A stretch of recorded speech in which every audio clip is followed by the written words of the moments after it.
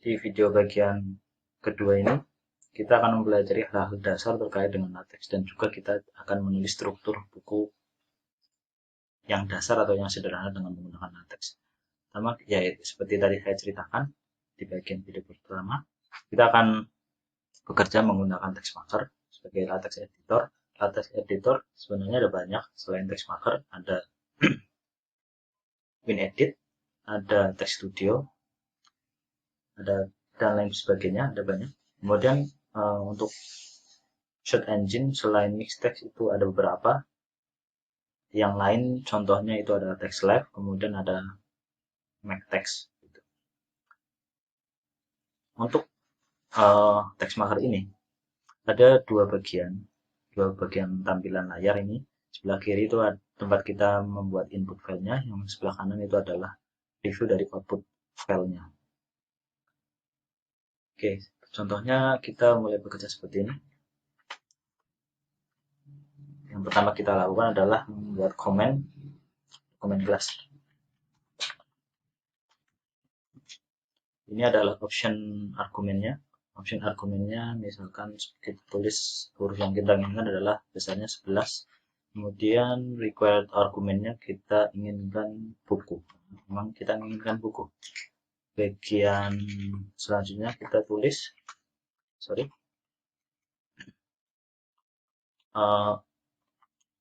dokumen dan end dokumen. Kemudian misalkan saya tulis matematika. Kemudian kita save. Jadi sebelum di run pertama kali kita save dulu. Dan kita di MacBook begitu aja.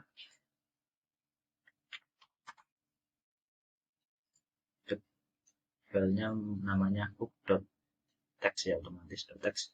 Itu kemudian kita run quick build.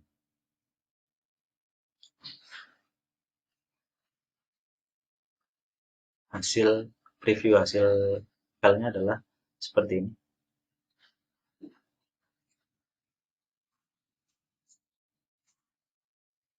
Kalau kita lihat di direktori sasaran kita tadi ada 5 buah file. Ini yang LaTeX dokumennya. Kemudian yang ini auxiliary file-nya itu untuk informasi terkait dengan cost reference.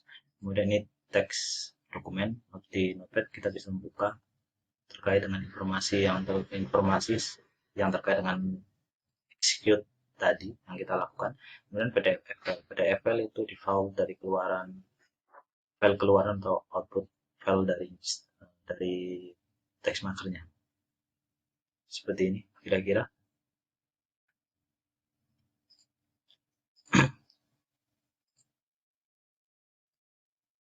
Yang perlu kita ketahui terkait dengan program khusus LaTeX editor khususnya TextMarker, kita terlebih dahulu Anda harus setup, sebaiknya setup quick build-nya yang paling atas. Jadi ini adalah quick build yang paling sederhana. Kalau misalnya kita ingin menambah atau merun nanti itu berupa bibliografi ataupun indeks, kita bisa merun melalui manual. Nanti saya lakukan itu, saya ceritakan. Kemudian yang kedua itu adalah show line number. Jadi kalau misalkan ini dihilangkan show line number-nya, ya hilang. Jadi tidak jelas posisi kita menulis di mana. Jadi itu penting.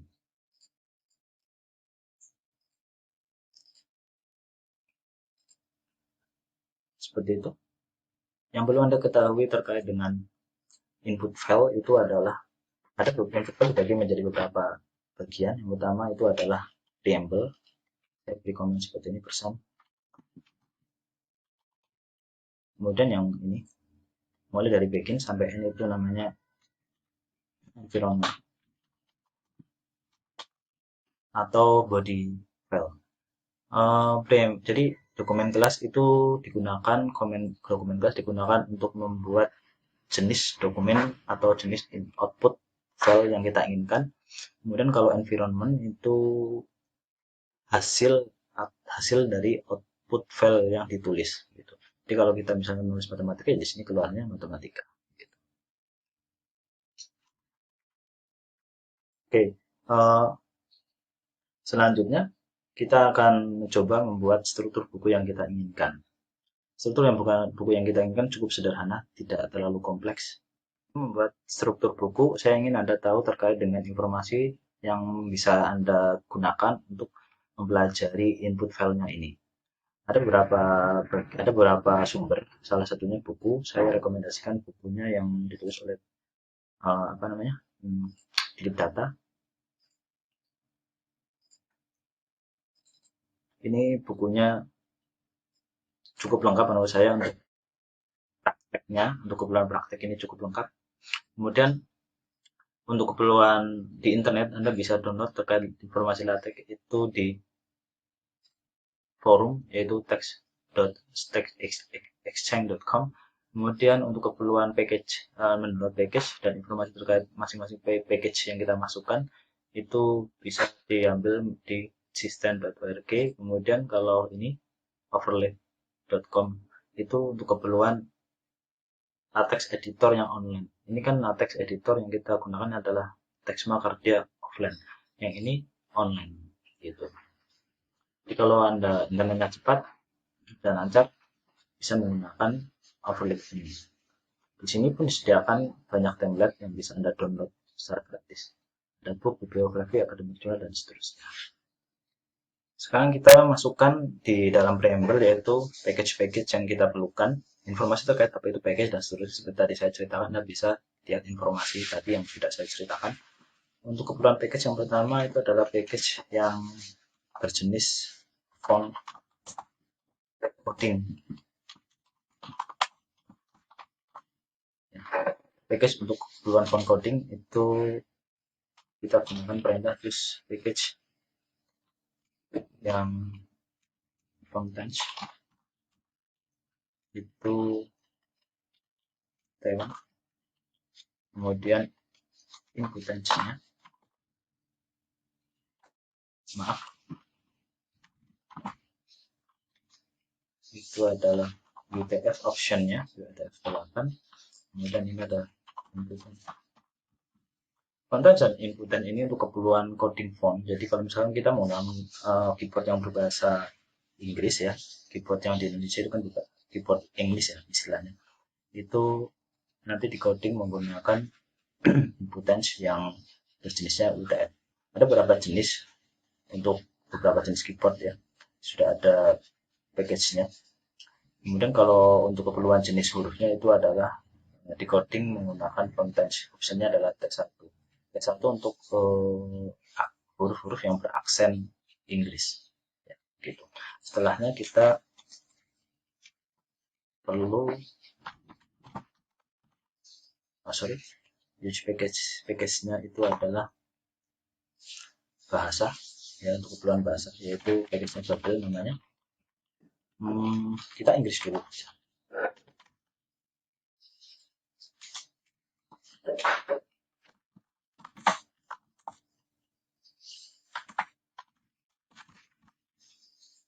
Kemudian setelahnya kita perlu package for mathematics environment. Kemudian kita perlukan simbol. Kemudian kita perlukan fontnya juga. Karena saya bekerja di matematika, jadi saya memerlukan ini.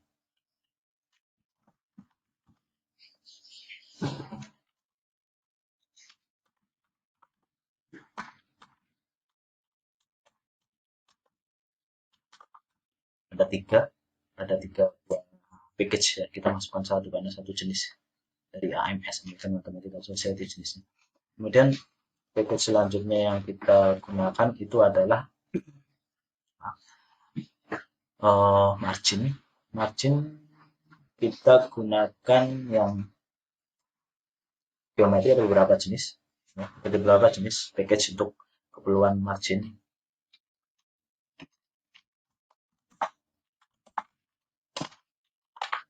Itu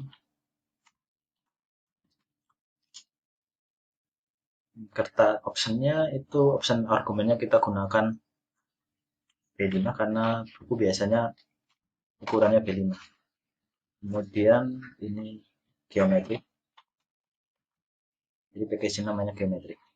Eh, Kalau Anda ingin mendefinisikan margin sendiri, boleh ditulis di sini. Tapi saya lebih senang default dari kertas tersebut. Oke, paling tidak ada ini yang kita perlukan, paling tidak seperti itu. Kemudian untuk keperluan ini hanya untuk keperluan pengeteksan dari struktur template buku yang kita lakukan. Jadi ini kita perlu dummy text untuk keperluan mengecek saja, mengisi teks-teks random gitu.